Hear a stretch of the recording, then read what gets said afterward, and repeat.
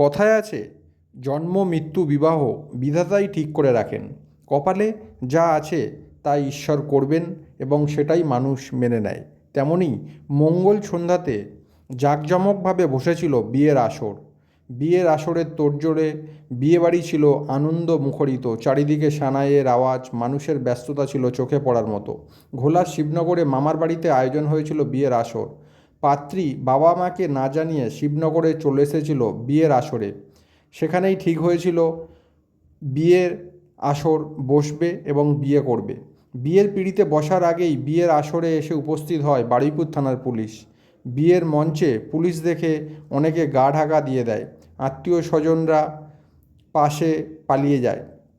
পাত্রীর উপযুক্ত বিয়ের বয়স না হবার জন্যেই পাত্রীকে বারুইপুর থানার পুলিশ একটি হোমে পাঠিয়ে দেয়। আর বিয়ের পিঁড়িতে বসা হলো না অভিজিতের। অভিজিতের ঠাঁই হলো কোথায়? বারুইপুর থানার শ্রীঘরে। পাত্র অভিজিৎ আজকের বারুইপুর আদালতে তোলা হয়। ঘটনার তদন্ত করছে বারুইপুর থানার পুলিশ।